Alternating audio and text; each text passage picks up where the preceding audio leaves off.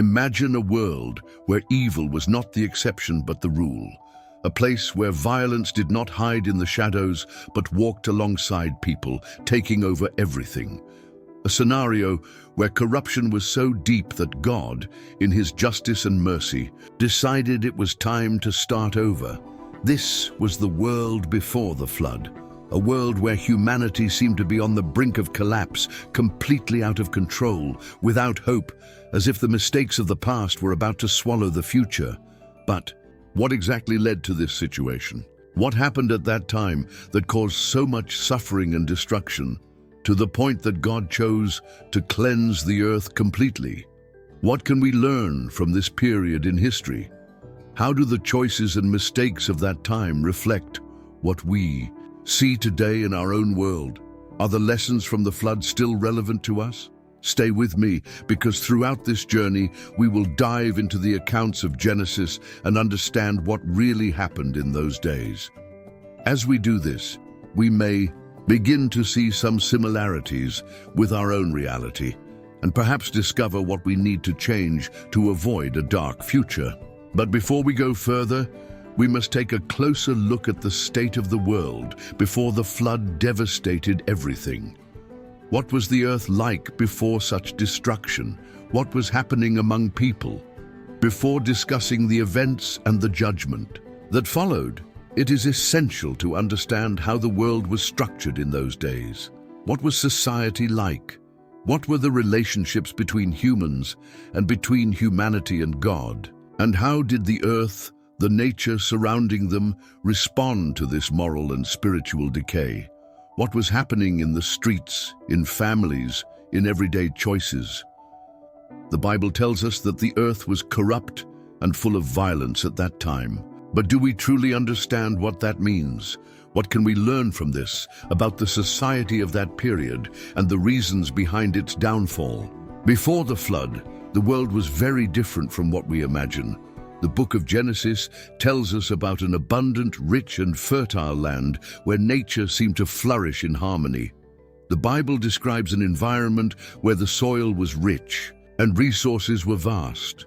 Humanity, created in the image and likeness of God, was meant to live in communion with the earth, cultivating and caring for it. However, what we see in the scriptures is something entirely different.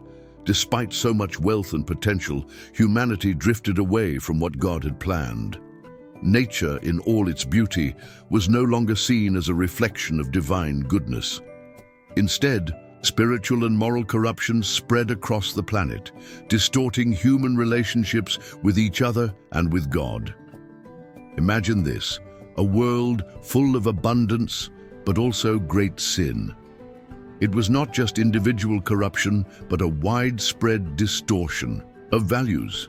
The Bible says, the earth was corrupt in God's sight and was full of violence. Genesis 6:11. Humans, created to live in communion with the Creator and creation, were now living solely for their own desires, completely forgetting their responsibility to care for one another and the world around them. The connection that should have existed between God and humanity, between people and the earth, was broken. Humans were growing increasingly distant from God, trapped in a cycle of selfishness, violence, and immorality. It was not a world where goodness reigned, but one where violence and wickedness seemed to dominate. Families were divided, nations were in conflict, and justice was rare. And now, looking at our world today, have you ever wondered how God would see it? What would he think of our choices, our relationships, the way we treat the earth and one another? Are we repeating the same mistakes as those before the flood? Is our world today a land of goodness and justice? Or are we drifting further from divine principles, immersed in a selfishness that contaminates everything around us?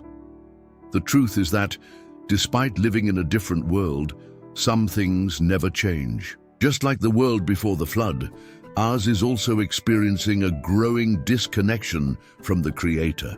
The relentless pursuit of power, wealth, and status draws us away from deeper values, such as compassion, honesty, and solidarity. In our daily lives, we see families in crisis, broken relationships, and violence becoming increasingly normalized. The question we must ask ourselves is, what are we doing to restore this lost connection with God and with one another? The physical world before the flood was full of riches, yet filled with conflicts. Just like today, wealth alone was not enough to guarantee peace and harmony. But how can we seek true peace in our lives? How can we, amidst division and materialism, restore the goodness and justice that seem to have been lost? And more importantly, are we willing to listen to God's call to reconnect with the true purpose of life, to better understand the depth of the corruption that took over the world before the flood? We must look at the root of this downfall. What led people to drift so far from God? What were the consequences of these choices? In Genesis, we read that every inclination of the thoughts of the human heart was only evil all the time. Genesis 6:5. But how did this manifest in people's behavior? And what did it really mean to live in such a corrupt world? Imagine a world where morality is no longer the measure of actions, where selfishness, violence, and sin dominate the choices of the human heart. Before the flood, the Bible describes an alarming reality. The thoughts and intentions of the human heart were only evil all the time.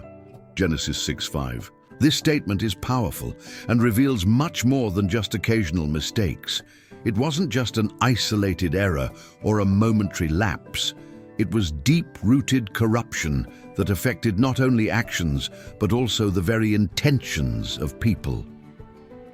Humanity had succumbed to a moral degradation that permeated every aspect of life, both individually and collectively.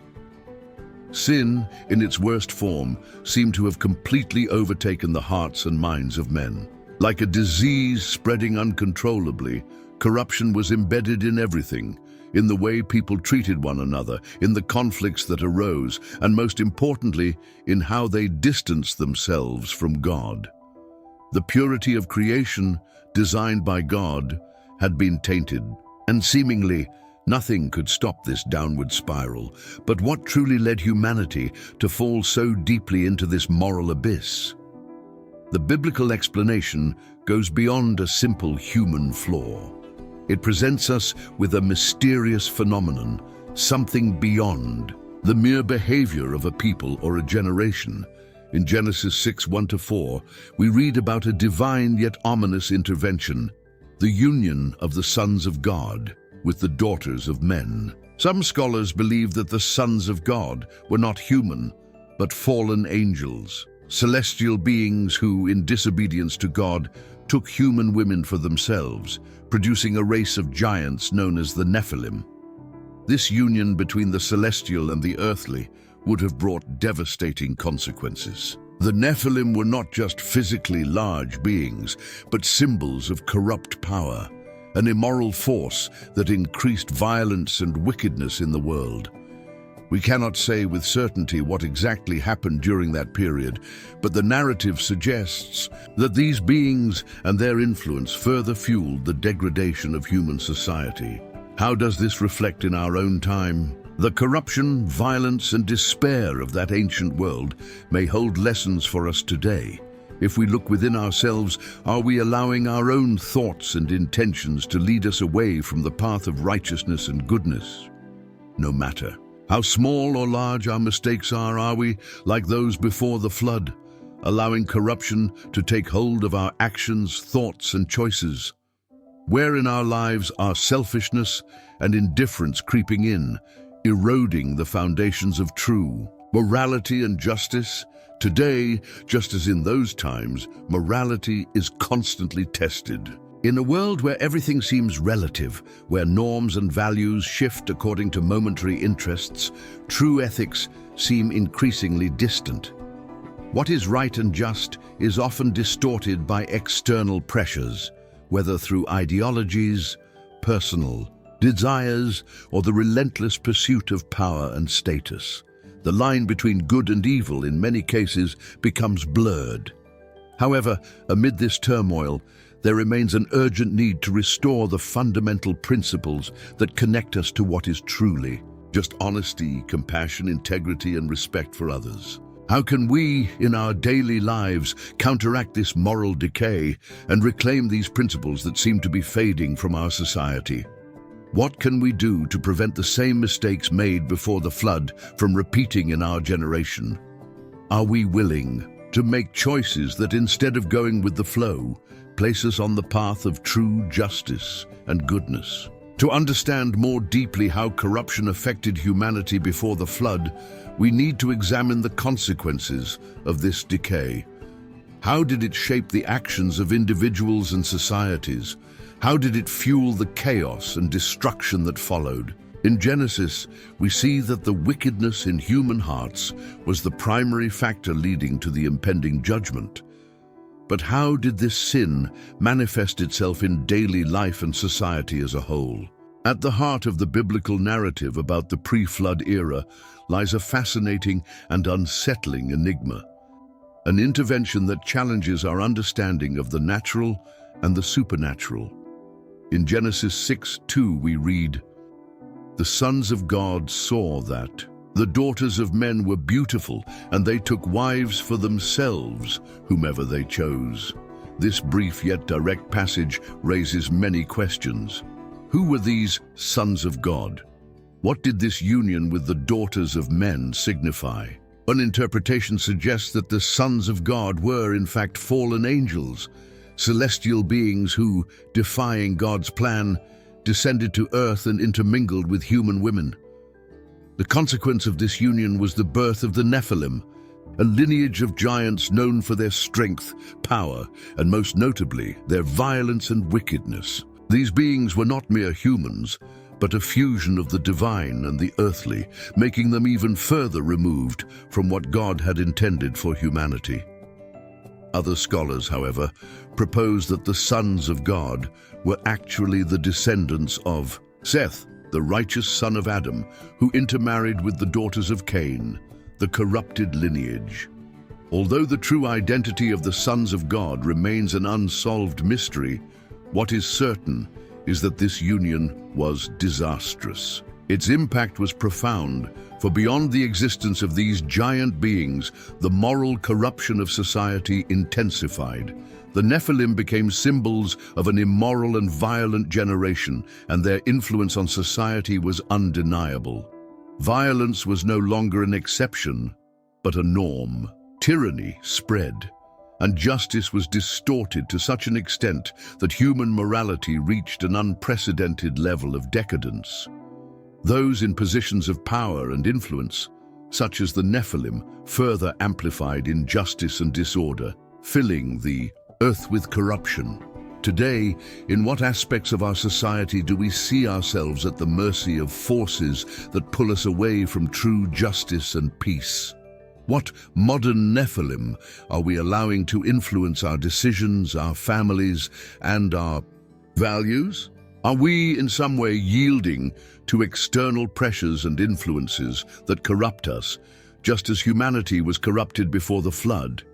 Just as the Nephilim corrupted pre-flood society, we see today figures of power and influence attempting to shape our morality and justice in ways that often draw us away from divine principles. Whether in major power structures, media, culture, or our daily relationships, these influences have the power to alter our choices and divert us from the path that leads to true justice and peace.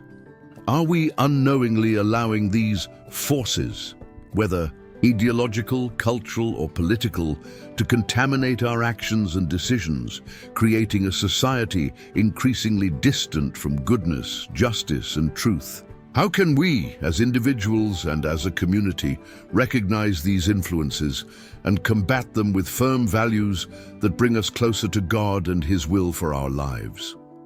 If these Nephilim, with all their strength and power, negatively influence society, to such an extent, how did this directly affect creation and humanity's relationship with God? Let's now explore the consequences of this moral and spiritual collapse. How did violence and depravity spread, not only among humans, but also affecting the earth and everything in it?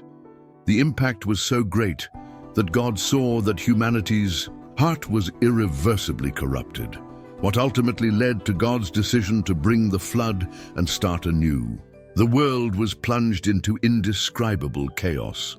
Moral corruption, rampant violence and immorality seemed to have reached their peak, and the earth, as the Bible tells us, was on the brink of destruction because of human sin.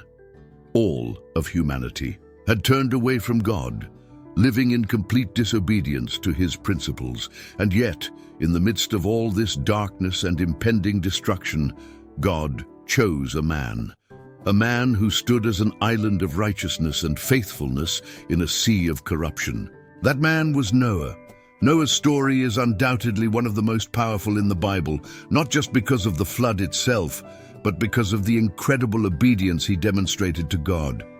In the midst of a completely corrupt society, where no one else seemed concerned with justice, morality, or truth, Noah remained faithful.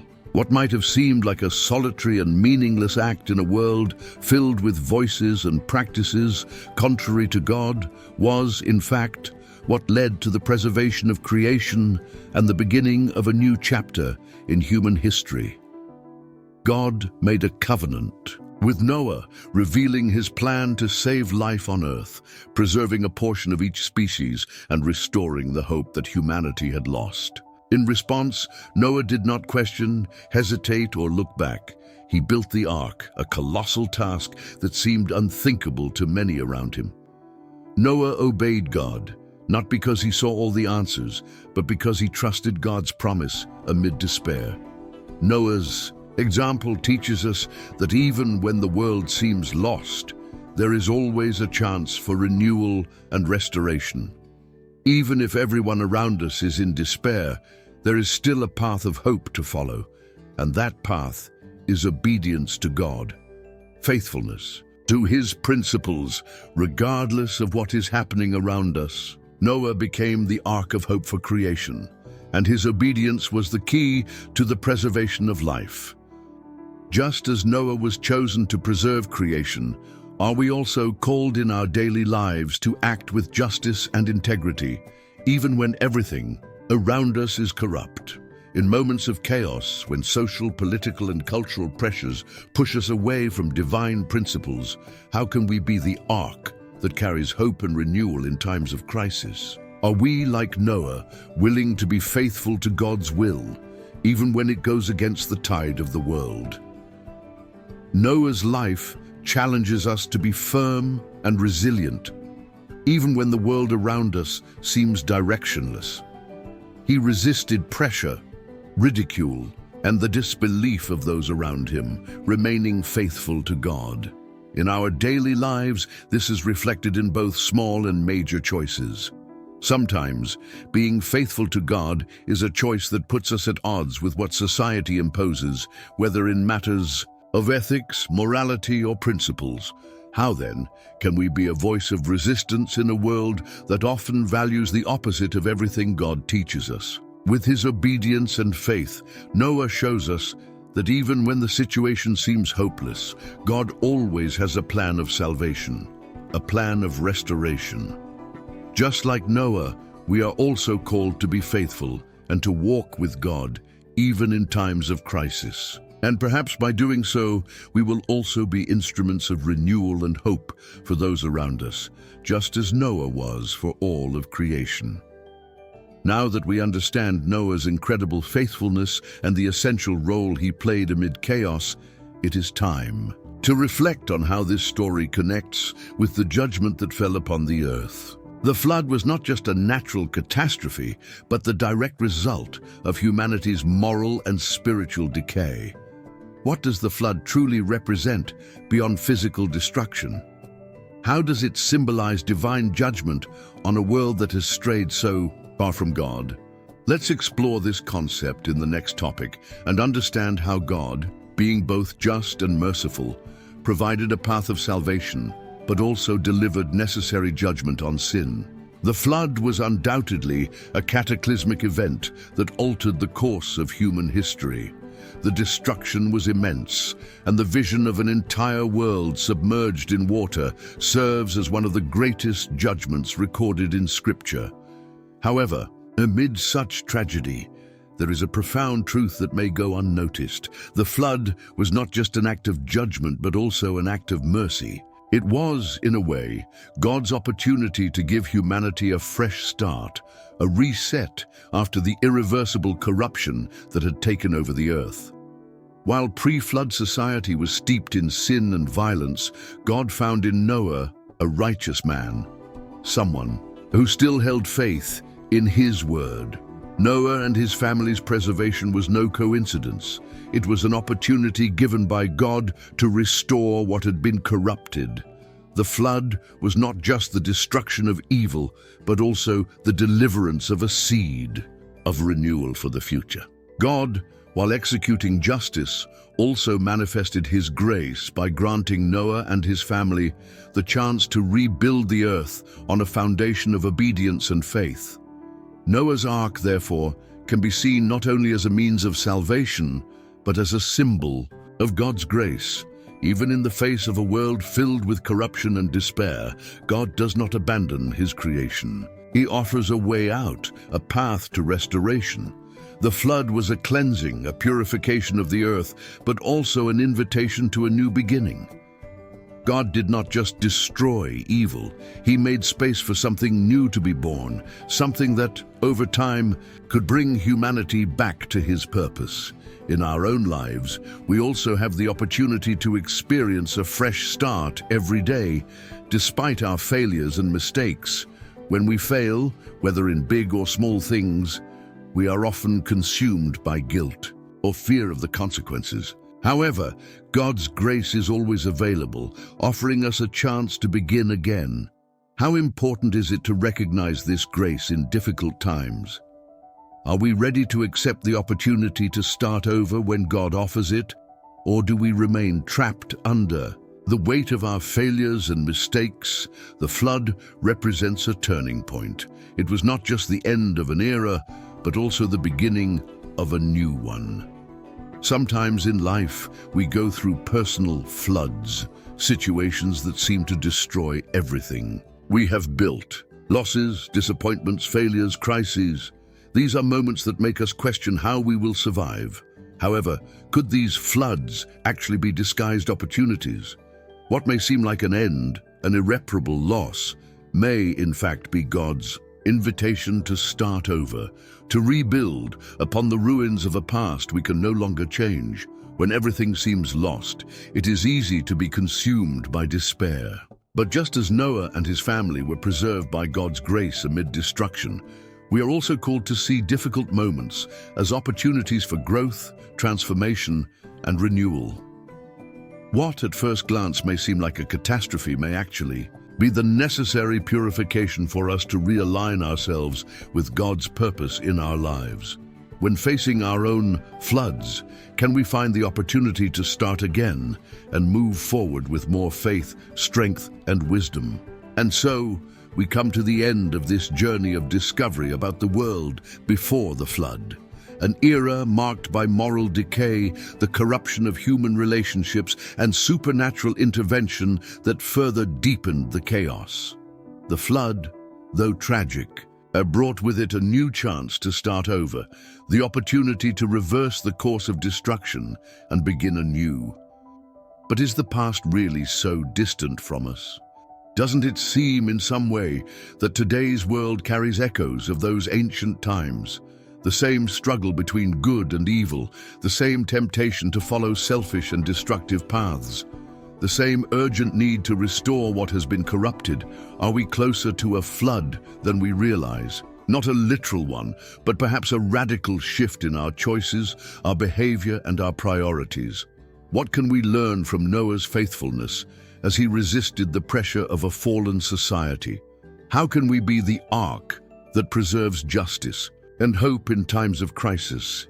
In our own hearts, in our society, we also see signs of a world in need of renewal. What can we do to avoid repeating the mistakes of our ancestors? And more importantly, how can we be light in the midst of darkness? The calling that was given to Noah, could it also be meant for us? Before we go, I want to leave you with one final question. If you had lived in that time, would you have chosen the path of obedience like Noah? Or would you have gone along with the current of corruption, seeking easy solutions and ignoring God's call? If this story touched your heart, if it made you reflect on the direction our world is heading, share this video with someone who needs to hear this message. Sharing is a powerful way to spread the word and impact more lives. And if you're not yet subscribed, don't miss the chance to continue this journey with us. Subscribe to the channel now, turn on the notification bell, and stay connected with all the stories that bring valuable lessons to our daily lives. Let's explore more about spirituality, God's calling, and the wisdom He has to teach us. See you in the next video. Until then.